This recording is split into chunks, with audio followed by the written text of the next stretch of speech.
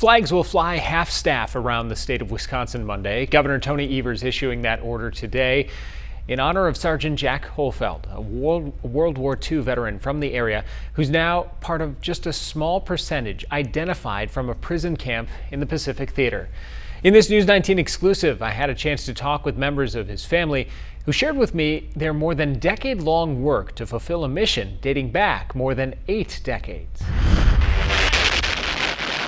Emerging from foxholes like those in which perished the heroes of Bataan, they proved born fighters. More than 80 years after the fall of the Philippines in World War II, 82 years. Another born fighter will finally see her efforts to honor one of those heroes come to pass. I think he'd be awful impressed with his family, with his niece that he never met, because Sharon was so determined and so dedicated. Sharon and her husband Ron Graw will soon welcome home the man they call Uncle Jack to finally be laid to rest. Sergeant Jack Hohlfeld was born in the Coulee region in 1907. He lived in La Crosse for a time, eventually joining the Army Air Corps in 1938.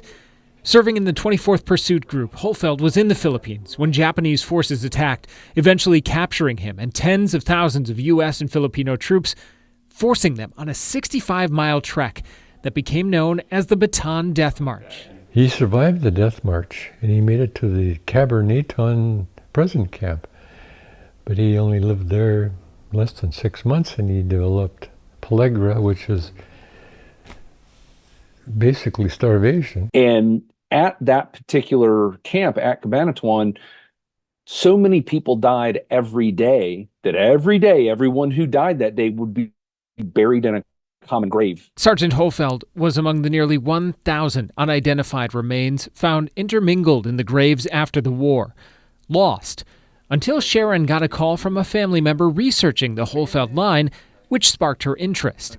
That was nearly 13 years ago, before the Defense POW MIA accounting agency even existed. Yeah, we must have worked with 20 different people. DPAA spokesman Sean Everett told me one of the biggest challenges with identifying the unknowns is finding that place to start. You know, some of these service members, quite honestly, may not have surviving family anymore. But Uncle Jack had a champion in his corner. Once she got started, she was a bulldog. She would make, hundreds of emails and phone calls. Despite what they say was an arduous red tape process, they held on to hope, even with Sharon facing ongoing health issues.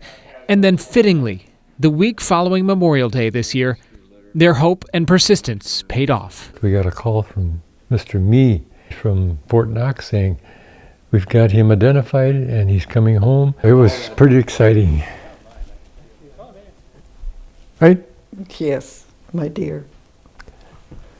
It was emotional. Sergeant Hohlfeld's remains are now among just 81 accounted for from that prison camp since 1945, and 98 World War II casualties ID'd in this current fiscal year. And we never are going to stop looking for these people and trying to ID them and trying to bring them home to their families. That final mission is soon to be fulfilled for the family of Uncle Jack. After a lot of years of waiting.